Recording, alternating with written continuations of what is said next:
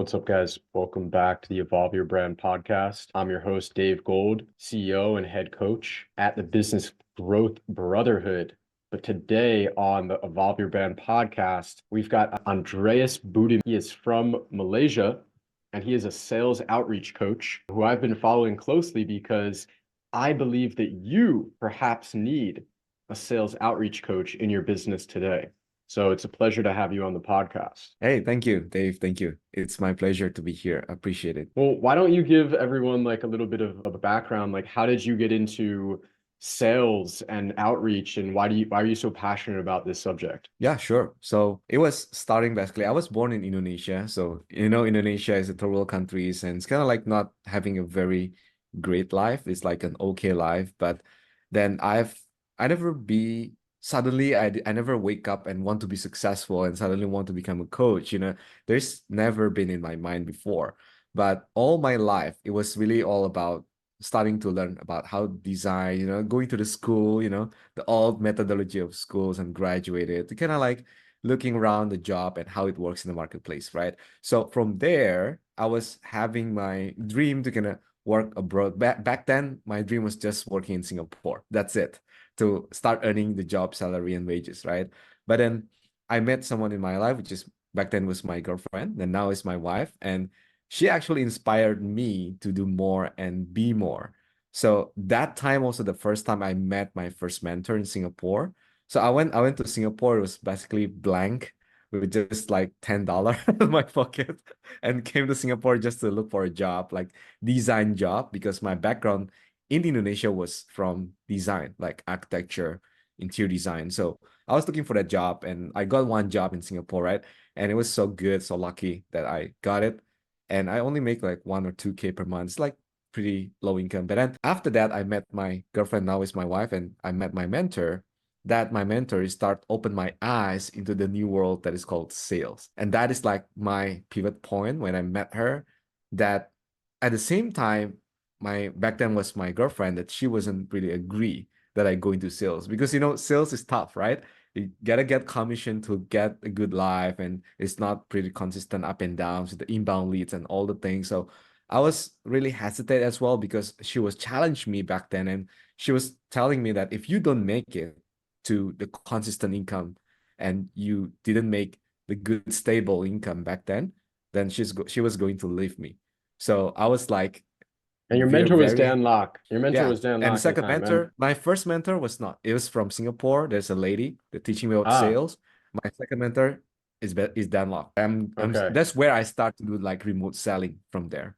And so what happened? So obviously your now wife, she didn't leave you. So, was there one call that changed it all, where like everything clicked? No, exactly. I was really making good money, but it was, inbound. It's never been consistent. Like that's like literally what the life is about, right? It is when you get a good marketing, good flow, then you have like a very high influx in your marketing side. Then you get a lot of good calendars booking. Cost per lead is very cheap. You get good inbound leads, right? As a closer. Then when the marketing is not right, nothing is working. Then your income is dependent on what? On the marketing, right? That's where the pivot point, when I was seeing like how to get great income consistently, there's not a way than you being proactive, reaching out, sales outreach, and you're gonna make that income. So from there, I found one strategy, and I was really leveraging a lot of good leads from because it was Dan, right? And I know he has a lot of good leads there, and you were actually reaching out to a lot of people, like around 1 million leads. So I got like time to play around what is the best outreach ways to that. So that's the pivot point when I know sales is all about outreach and how we proactively reaching out to other people. That's where actually the strategy that I know, it actually makes you great income and it's consistent rather than depending yourself in inbound, right? Because like I mentioned, inbound is depending on the marketing side, always up and downs, and you cannot really predict it. Or maybe it is predictable once you've got an outbound system that works. Because Yes. if you have good marketing, but you don't know how to reach out to people and get them onto a call and, enroll them into an offer that actually supports them and serves them, then your marketing is more of a hobby. It's more of a, like social validation, like seeking social proof and validation than actually having a business. And a lot of Yes. guys out there are looking at social media as a business when really for them it's more of a hobby. And they're in denial about that. And the reason Yes. why it's a hobby is because they don't make any money. And the reason why they don't make any money is because they don't know how to sell. And a Yes. lot of guys are also in denial that they're good at sales. They Yes. think that they're That's really what you good at say. sales. Yeah, that's what you say exactly. When you know that you can combine that inbound with the right outreach strategy, it makes more predictable. It's make more consistent because you're not only relying the traffic source only on one way, right? In the marketing way. Marketing is all about testing, and you know it. Reading the data, take a look at the data, retesting it. Unless you have tons of budget to kind of play around, you always be struggling to chase that what is working right now, right? And it's always up and down. It's like the platform change, Meta has a new algorithm, and you're always chasing that, right? But when you have the right outreach strategy, the right team that doing the outreach outbound, it gives supplementary, like complementary each other in the inbound and outbound. So you are not leaving leaving your income in just one source of just inbound, Because interesting enough, I know a company that basically they are teaching Amazon like how to sell Amazon in the course, and it was like 5.5K per course, and they really relying on the inbound. So they scale their marketing to $300 million in 3 years. Then they hire 85 closers with zero setters, with zero outbound appointment setters, nothing. It's just all pure inbound. What happened after 3 years? Everything went down. Like Meta changed, the course was broken, like all the things were, and they fired 80 closers, left only 5 closers, and they start hiring a lot of sellers in. But it's kind of like a bit too late. And now they deficit $450 million. That's true story. And one of the closer that working there now become one of my seller that I was working together here. You know, you So make a that's good why I point know where that you story. say now it's too late, and a lot of guys still think that they have time. They still think that, oh yeah, like I just got started, like it's only been 1 month, I still got time, or I just started working with this new coach, or you know, I still got this program that I haven't gone through. Like there's still time left. And on the one hand, I think that they're right. There is some time left, but possibly not the time that they expect, and that they Yes. might miss out on the opportunity if they don't understand the game. And it's Yes. just like if you don't understand the game of dating, you're going to be left behind and you're going to get the lowest hanging fruit. Or if you don't Yes. understand the game of crypto or NFTs, you're going to get rug pulled and you're going to lose all your money. Well, if you don't Yes. understand the game of sales, you're not going to be able to win in business. And you've talked a lot about the things that it takes to be successful in sales as a coach or a consultant or an agency owner. So I'm wondering, like, what would you say are the top 5 things that you're looking for in someone who has potential to be great in sales? Yes. Great questions, Dave. Thank you for asking that.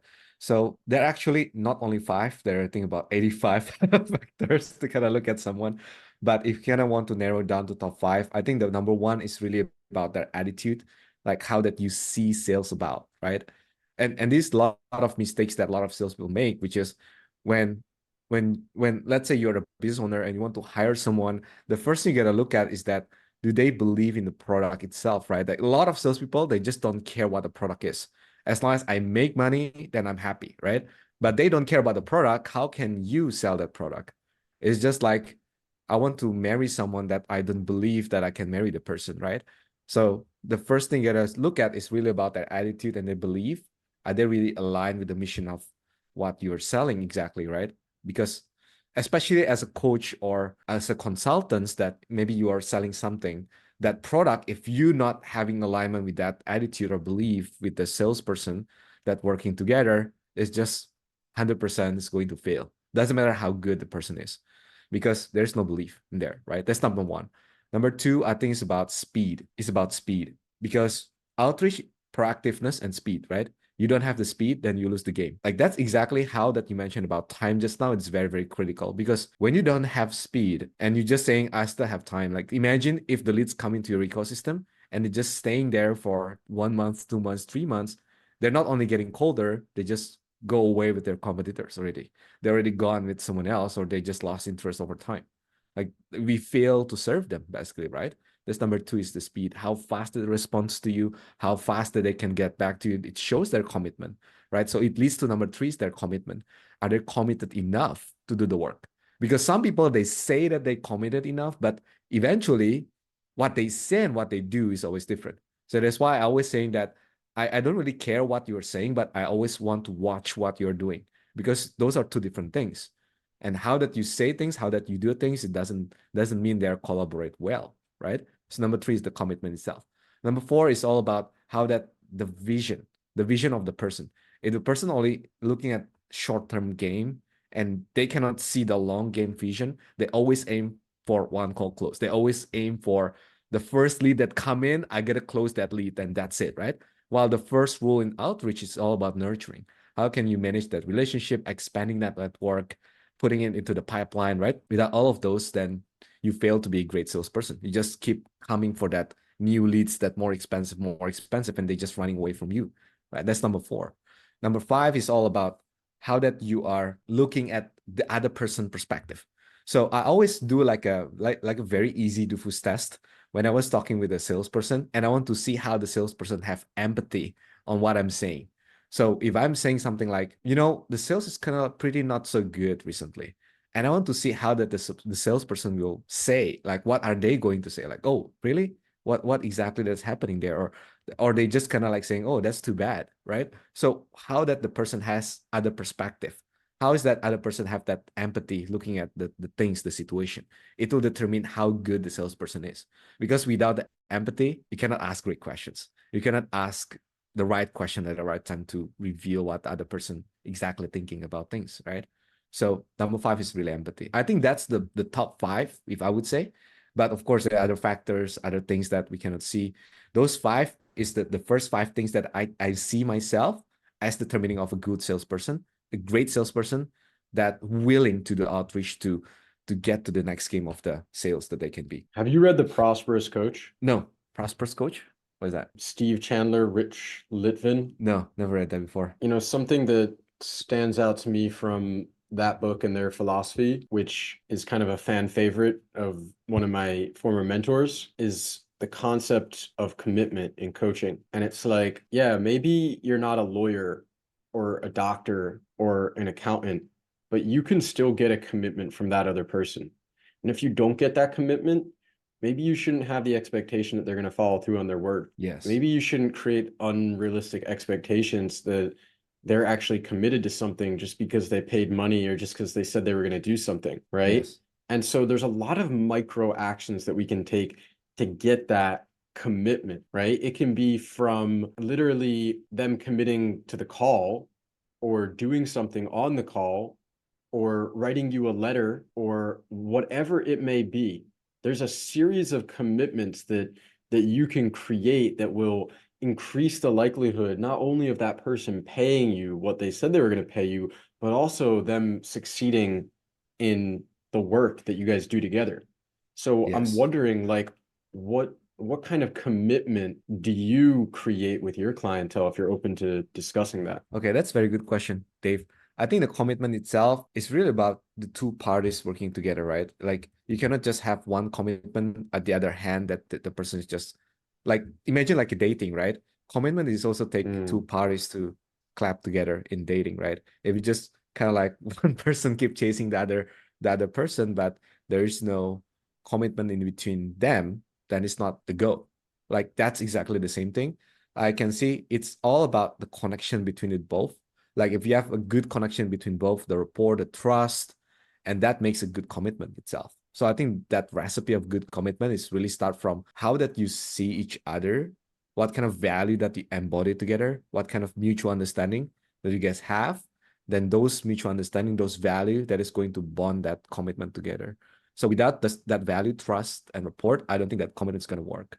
One thing that I've noticed is that in today's market, and I don't know about you, but people, they find it more difficult to trust Yes. because of the amount of claims and guarantees and offers and even experiences that they're having, which Yeah. don't get me wrong, they may be positive or negative, but may in fact be not because of the program or service themselves, but because of the person not trusting themselves. And I'm wondering like what your opinion is on trust in the online coaching space these days. Yes. Yes, that's another great point, Dave. Thank you for asking that. Because I also have one student. Actually, right now I'm coaching about 200 real estate in Indonesia that they're kind of struggling with the sales outreach, and I'm coaching them how to follow, how to network, putting people to the pipeline. And there is one big thing that also I'm overcoming right now inside the mindset of them, which is the trust. Like that trust, if you going to the social media the first time, you meet with strangers, you completely don't know who they are. The trust is not going to build instantly, right? Doesn't matter what they say. Like, yeah, I can guarantee you to get this by this amount and this time. Like, you Hmm. meet all those people every day that pitching straight off the bat and you ignore them, right? So Yeah. the trust is purely not just because what you say, but Hmm. the trust is really built about like that understanding each other. Like for me, the easiest, the fastest way to build trust in sales, I'm talking about in sales and conversations, is getting to understand the problem of the other person. Like that brought to empathy, right? Empathy is the strongest emotion in human force. Like will drive you to do something about it. But if you are not understanding that problem and you just suddenly jump into the product, that is just you care about that commission breath. You care about that result that you want more than the result for the person that you want. So that is the biggest factor where the trust is not built is because you put your own ego in front of them. But actually, if you put everything about them first, build that empathy, the trust will automatically be built by itself. That you're not Hmm. forcing it, right? That's But that's I think do you think it works both ways? Do you think it works both ways? Because like I was having a call with, someone today who we met on Facebook, and this person has an archetype that I've seen very often where they're very frustrated, they're very jaded by online coaching, okay? And they feel like they've been burnt before in the past by a coach that had all these successful clients, but they weren't one of them. And so yes, now maybe they're in debt, maybe they just paid off the coaching, or maybe they're just not that open to investing in themselves again, but yet they yes, still are consuming the content. They're still yeah, booking the calls.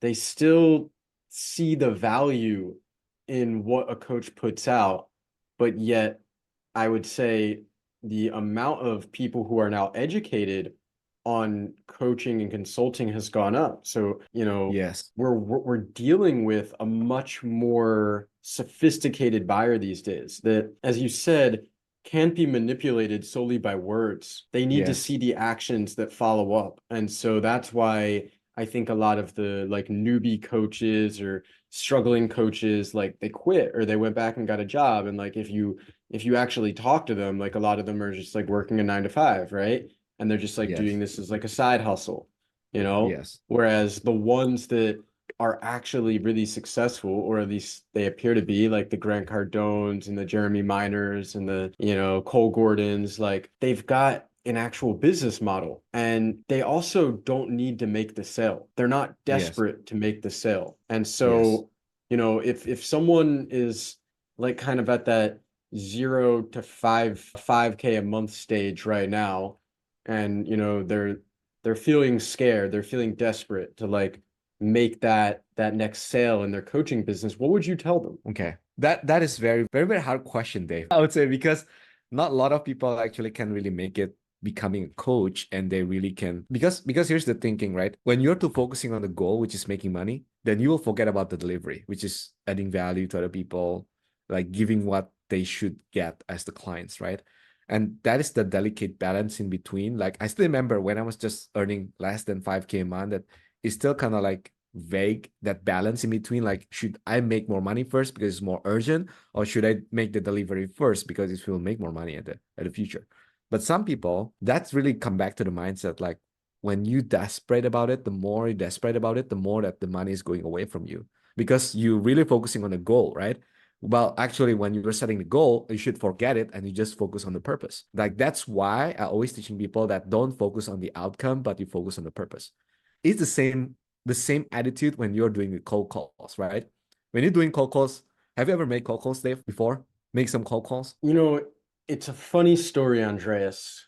I actually, before I went to Singapore, I moved back to Australia, and Mm. I was in Brisbane, Australia, chasing the Australian dream. And my friend Zane gave me a job to call up tradesmen from Australia, cold calling. And I couldn't understand a word that they said. So I went back to doing my, business development sales job, which was, it was more of like a door-to-door cold door-to-door selling, where I would go Yes. into hotels and hostels and Oh, that's tough. restaurants and convenience stores and bars in Australia, New Zealand, Singapore, Japan, Mexico, and the US. And I created over 400 partnerships with these local businesses. So Nice. yeah, actually, I have quite a little bit of experience with cold selling. Nice, nice, love it. Yeah, it's exactly the same like that, right? To get into your question just now, which is if we are too focusing on getting the money, which is let's say in the cold call itself, like I'm really focusing to book a call with this person when you're doing the cold call, the more that the person will go away from you, right? Because you're too focused to attach on the outcome. But when you just relax, you focus on the purpose, which is I just want to talk and get the truth if there is any needs for that, then it changed the situation, right? When you're dealing with those partnerships like commercials, restaurants, and shops all around the world, then when you're focusing on the relationship, building the good value with them, the conversation flow rather than you focusing on the outcome itself by getting the money from them, right? The things are changing, the conversation are shifting very different. I also noticed that when I was able to build trust Yes, with the decision makers on a consistent basis, if I was crunching the numbers, I would close deals. But when I yes, didn't build trust, and that was kind of the end of my journey in that industry, and I yes, realized that at times there was nothing I could do to build trust because of what the yes, competition had built, and because of the experiences in the industry, the only way to build more trust would be to innovate the product or the service. yes, And so, that's where I feel like people need to start thinking outside the box about how do they innovate their product or their yeah, service or even themselves. And that is what will create the trust, because yes, people will see that you practice what you preach, that you follow up on, what you say you're going to do, and that you're actually a leader in your industry, because any leader in their industry doesn't get left behind when changes are made. No, they're the yes, ones that are at the forefront. They're the pioneers. And so, just for example, like one thing that we're using in our business today is an AI lead generation tool for Facebook Messenger. yes, And this is helping people to have more conversations without paying, the high fees of an appointment setter. And if they work them in tandem with the appointment setter, that can be even more powerful depending on, yes, where they're at in their business. But leveraging these tools right now, you can end up producing much more content, talking to many more people, having much more powerful, you know, sales conversations and even presentations for that matter. So, yes. I'm just wondering, like, what ways are you innovating, and, what are your thoughts on like the AI in the sales game these days? Yes, yes, that's very good insight. Thank you for asking that because also I've tried couple of the softwares I mentioned. If eventually I was also using one of the software that using AI as the main power of that software, that how we can reach out to other people and qualifying them before even you sending the first automated message on Facebook, right? And that's so powerful because I know myself that that software already giving me, I think it's about 700% on my Facebook group increment since last month. So it's really give big boost, especially when you can reach out to more people, more eyeballs that you can get without you have to do it manually because you just literally don't have time to message one by one and just look at everyone's profile, right? To kind of qualify them in advance. So that AI is really a big leverage for you, especially you as a business owner, that your focus is not just only looking at the research and messaging people all day long, but how can you also delivering your stuff, right? As a coach or consultant. So AI is for sure is a big leverage. And especially like you mentioned, plus the tandem with the appointment setters is literally you can have the empathy, which is what the AI is kind of need monitoring on, plus the appointment setter is still that working together on it. It's really good combo, it's really leverage the time a lot and generating scalable result with it. So And yeah, AI is a next game changer in the sales industry for sure. I know we only have a few more minutes, so I want to touch on, something that I've seen you be doing a lot recently, which is like going live and creating Yes. presentations. And I know you've got one coming up in April, so I'd love, to hear more about that. But what has been your experience in like really putting yourself out there in the most vulnerable way by going Yes. live and, sharing your thoughts on sales and outreach and closing and connecting? Like, how has that changed your life? Yes. So that is really about what I have been going with within these 8 years since I met the first mentor, second mentor, and I learned a lot from them. And I implementing myself and I implement some strategy that I discovered myself, how outreach can be so powerful and it's generating more than a couple $1 million right now in revenue. And it's all about starting from the beginning, which is the triangle. Like if you think of a triangle, there is on the top of it, it's really about the pipeline, like how many people that you are talking to in a day. Like you mentioned, the AI. If you're leveraging AI, you can talk to a lot of people in a day. The ideal avatar that you have that is going to leverage a lot of value in how many people you put into the pipeline. And then second of the triangle is the activity, like how many activities that you do in a day, and AI will also leverage that. And number three is the skills. Like these skills is the most important part because doesn't matter how many activities that you do, that is the quantity, right? But if you don't have the quality of those quantities, that you're not going to make any difference in your activity.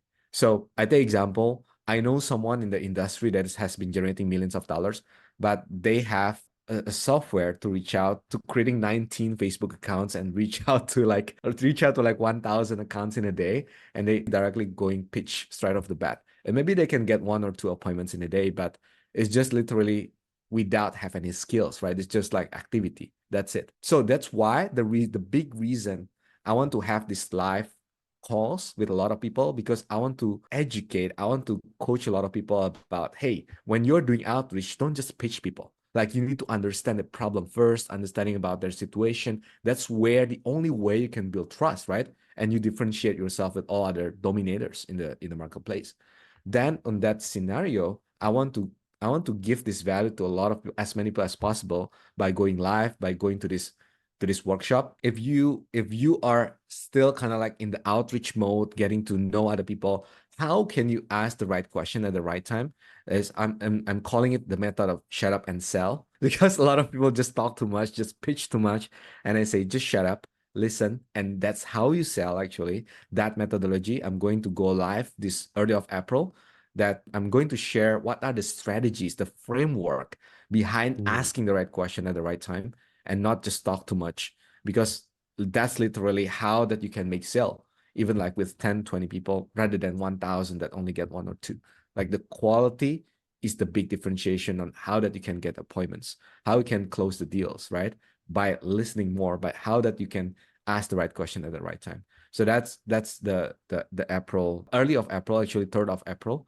That's the workshop that I want to create, that I want to conduct. It is actually a lot of information in my Facebook group that maybe later we can share the link, Dave, if someone wants to join my Facebook group to kind of understand what is the sales outreach process. And I go live daily on my video to kind of give the understanding of that sales outreach and those triangle, how that they can have more valuable conversation with other people. Mhm. Like that is the meaningful way of sales, right? And I see that's the biggest differentiation in a niche, like compared to all the dominators and big names that they have different set of sales and that how they teach the sales. All right, we'll link you up in the comments below for Andreas's Facebook group. Maybe the last great Facebook group. I thought Facebook groups were a dying breed, but I think you're going to bring them back to life. Yeah.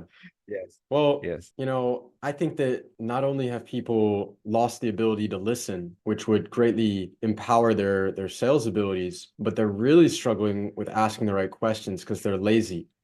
And Yes. asking the right questions will transform your life. It's one of the reasons why when I started my business, the first thing I did was start a podcast, was because Yes. I wanted to ask the right questions to the right people, to get to know them, to empower them, to be among their Yes. ranks. And I think for me, it has given me the most amount of perspective of not only where I was at, but where I was going in my coaching career. So shut up and close, guys. Contact Andreas if you want to be a part of that workshop. And, Andreas, just to, bring us home today, what would you say is, your message to anyone out there who wants to take their sales game to the next level in 2024? Yeah, definitely, Dave. Thank you for asking that. So the first thing that actually all salespeople want to know when they want to up their sales game is really about finding the problems. And the one thing that I mentioned about asking the right question at the right time is not only just about inbound sales, but how you do it in the outreach. Like just you mentioned, Dave, right? When you're reaching out to a lot of people, getting those 400 accounts in your cold game, what did you do? You're asking great questions, right, to them. Like without asking that question, it's impossible to get them trust you, impossible to get them as an account, right? Impossible to close them. So asking great questions when it's inbound is easy because literally just handling the objections, how that they already pre-interested, they come in, they have intentions. But how can you ask the great questions when you are doing outreach? That is the second level. That's the next level. When somebody doesn't want to talk with you, but you still need to steal their first 30 seconds. How do you steal their 60 seconds? By asking those great questions, right? At the beginning of the conversation, at the middle of the conversation, and how that you can get those appointments and close. Like those are the different game. The purpose of the question is to know the truth. So if you want to up your sales game, first thing first, gotta know the truth. Do they have the needs that you can solve? Can you qualify them in a manner that you can solve the problem, or maybe not? And just be attached from the outcome, focusing on the purpose. Like, what is the real purpose of sales? It's literally about solving problem, right? Like sales is just literally about matching those two things, get married, and okay, the problem solved, right? But without that understanding, that trust, and that solving problem, you cannot close anything. I can guarantee that. My message is if you're kind of struggling right now to close more deals or increase the close ratio, getting more show up rate, like ask yourself first, are you asking the right question at the right time? And second, are you solving the problem that literally people are having? And are they aware of their problem? Like that is the purpose of the question. When you can do those two things, I can guarantee your sales game is going to the next level. It's just literally what it is. Boom. If you want to close the deal, you got to get to the truth. Gotta And get to the yeah, man, I think that you've touched on a lot of really powerful points today. And so how can people reach out to you on Facebook or on Instagram? I'll, link you sure, up in the sure. comments. Yeah, I hope that this is the first of many. And I think we've got our next Malaysia's next Jeremy Miner on, on our hands here. And I think that more people need to invest in sales training that will actually get them results so that then they can be able to invest more in their business and the things that Yes, really matter and in their family and into, their goals and their dreams. Because a lot of guys out there, they want to create a retreat, they want to build a home for charity, they want to travel the world with their partner, with their kids, and they're not able to do that right now because they're not closing deals. They're not making yes, money. And why yes, is that? Because, well, they think they're good at listening, but they're really not. They're not building trust with their audience. They're not doing outreach consistently. Well, if you guys are struggling with that stuff, reach out to us. I think that, either Andreas or I might be able to help you. So it's been a pleasure and an honor to have you on the podcast today. And I look forward to yes. see, Thank you, Dave. where the year takes both of us. Thank you, Dave. I appreciate it.